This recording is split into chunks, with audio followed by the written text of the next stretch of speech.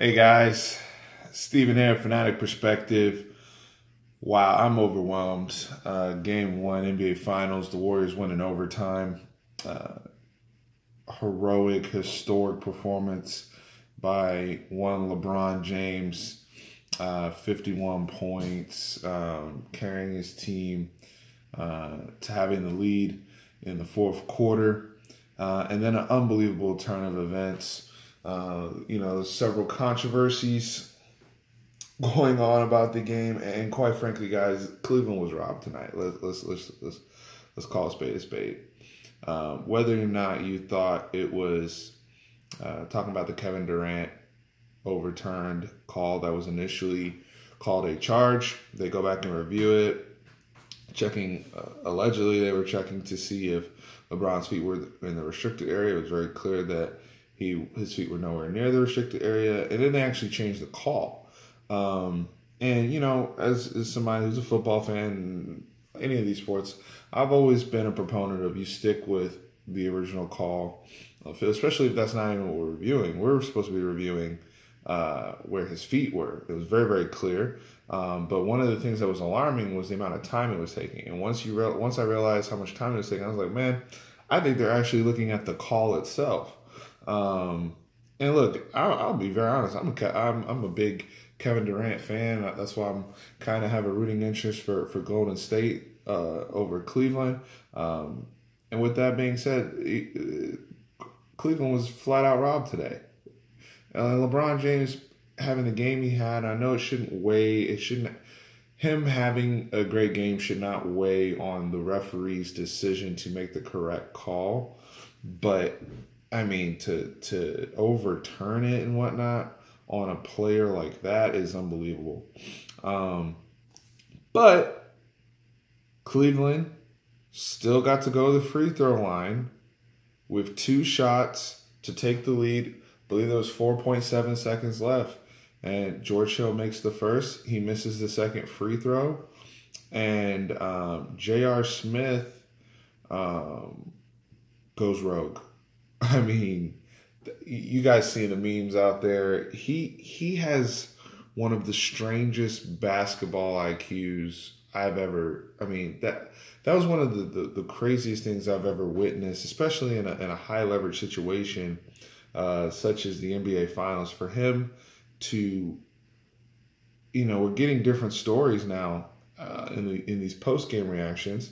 It looked like, to those of us watching at home, that he mouthed to LeBron that he thought they were up by 1, which is unfathomable to me. Like, everybody knew the game was tied except for JR. I mean, the guy, he looks like he had a couple edibles before the game. I don't know what the hell is going, and he's always had that look on his face, so maybe that's not fair, but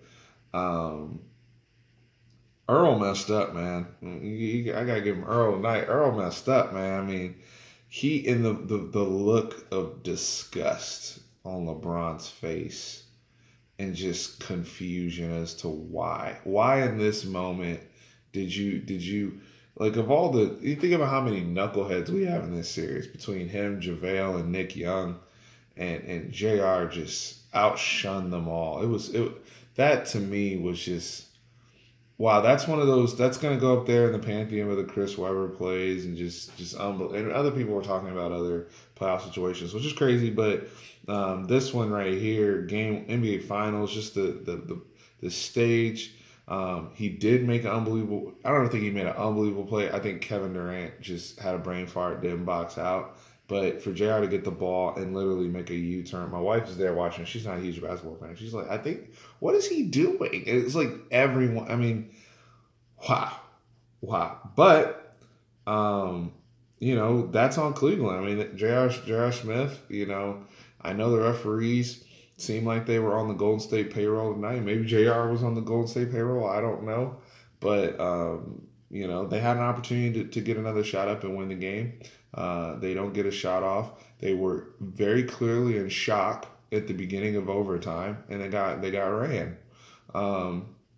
And then you have another bizarre sequence at the end of the game. It's like two something seconds left, and that really bothered me. You know, they kicked Tristan Thompson out, and I know the women are, you know, all the Khloe Kardashian people are cool.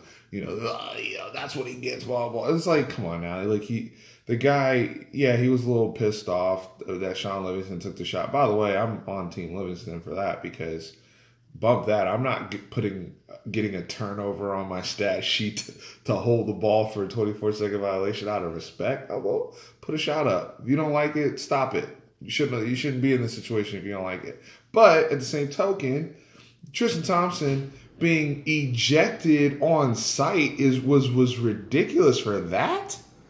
At first, I was like, man, he must have said something really foul. But then looking at the replay, it's like, that's what you're kicking him out on site for. And then, you know, Draymond was an ass the entire game. You know, he's talking trash to Kendrick Perkins on the sideline. He tried to gouge LeBron's eyes and then had the nerve to complain. All he had to do was very simply look at the even. I understand sometimes heat of the moment you don't feel like you fouled. There was a lot of whining on both sides. Let's be real. I mean, everybody's throwing their hands up every call as if nobody's touching anybody. Yes, I don't know, but Draymond has the audacity to complain, and he does some sort of wrestling maneuver. I rake across LeBron's face. LeBron's eyeball, thank God it stayed, he's bleeding out of his eye socket the rest of the game. And then he comes and causes commotion with Tristan Thompson upon his exit. And they try to act tough when they should be very fortunate that they weren't at the hands of a very, very monumental upset by one LeBron James tonight. And that's what J.R. Smith has robbed. I wouldn't even say robbed. I will say robbed LeBron of him and the referees. Because when we look back at this game, we should look back at this game, win or lose, and just look at LeBron's Herculean effort. Very similar to, I would say this is up there, top 3 game for LeBron, in my opinion. I know they lost, but up there with the Detroit game from 2007 where he had 48. And I think he scored like something crazy, like 23 unanswered or something. I don't know. And then the Game 6 at Boston when he was on the Heat. To me, those are his top 3 playoff moments just I can think of off the top of my head. And then today, 51 points. Bevy of and one situations, just physically not even close. He's the best player on the floor. And you could feel how intimidated some of those Golden State players were. They were miffed. I thought Golden State did a decent job, leading to that George Hill foul. They did a very good job of trying to deny LeBron the ball, try to double, which then Clay doesn't move his feet, gets beat across face, has to grab George Hill, which led to the free throw. But LeBron was sensational. But it's a shame that we have to spend so much time talking about the J.R. Smith situation where everybody's going to be talking about. JR said after the game that he he's changing his tune now. He's saying that he did know it was a tie game, but he thought they were going to try to call timeout, and he was trying to get the ball to reset because he didn't want to shoot over Kevin Durant. He was aware Kevin Durant had, I think, 3 or 4 blocks, and as he said, he did not want to be the 5th block. His words. LeBron was asked about at the press conference, defended his teammate, and walked off, which I don't have a problem with. Ty Lue, on the other hand, did not take the high road and basically said JR told him that he thought they were up 1, and that was all he said. So that's all you need to know. I'm going to go with, based on what I saw his lips say, he thought they were up. And, Ty Lue was very, very upset in the press conference, said they got robbed. LeBron got up there and said there were plays that were taken away from them. And I agree with these guys. They were flat out robbed tonight, and I wasn't even rooting for them. But just, I was as a Spurs fan and somebody who's just trying to watch this series with, look at basketball with some sort of objectivity. This officiating, and this is something that could really hurt the NBA because you don't want that Donaghy, that all that narrative to come back. Now I don't understand why. I think it's just bad officiating. I don't think it's any more than that because, You would think the league would want to fix it the other way to get as much LeBron as possible, but they were on the wrong side of it tonight from the officials. And I know it's hard enough for LeBron to defeat 4 All-Stars. It's even harder to go against 4 All-Stars and 3 Zebras. It's damn near impossible. Even if you score 50, LeBron would have had to score 60 points today to get it done. Now he did get some good help from Kevin Love. Kevin Love was very poor from 3 tonight, but other than that, he did play well in the low post, rebounded well, and shot from the mid range with outstanding proficiency. So hopefully they can continue to get that from Kevin Love. Another 2010 game. I would like to see a little bit more Jeff Green. But I did think from I know I've spent the whole video talking about the end of the game, but I did think Cleveland had a great game plan. Credit to Ty Lue. Ty Lue, I felt like coached his best 2 games. The last 2 games against Boston. Thought he coached very well tonight, outside of a couple hiccups here and there. Thought he played Jordan Clarkson too much. But outside of that, the pacing was excellent. I thought Cleveland's game plan of we're only going to run if it's wide open, fast break type situation. Other than that, we're bleeding the clock every time. And they actually started doing that in the Boston series because Boston plays kind of similar. Obviously, they're not as proficient as Golden State from the 3-point line, but they try to find matchups and whatnot and want to play at a quicker tempo. And Cleveland played at such a it was noticeable how slow Cleveland was playing, and LeBron was masterful. Every time the shot clock got to about 6 or 7 seconds, they would get into their play. I like seeing LeBron kind of posting at the elbow while people were cutting behind him. I thought it was a clever way to get everybody involved. I hope they go back to that because that's going to be very hard for Golden State to defend, no matter who's on the court on their end.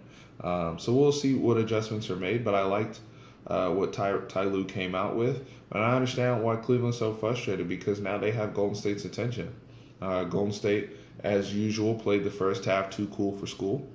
And, then they come out and do, obviously they're the greatest third quarter team any of us have ever seen. What they do in the third quarter, they just come out like they're the Monstars or whatever. So credit to them for being able to flip a switch. But I did like how Cleveland responded even after that, obviously. So we'll see. Game 2's not till Sunday night. A lot of time to talk about JR, a lot of time to ponder what more can LeBron do. So we'll see. I think this is, even if it's a short series, it is going to be entertaining as we saw tonight. It was a great watch. I enjoyed myself. So we'll see. But we'll have more videos coming to you guys. Let me know in the comments what y'all thought of tonight. How impressed you were with LeBron and how much you thought the referees played in terms of the outcome of this game. But look forward to hearing from y'all. Thank you. Have a good night.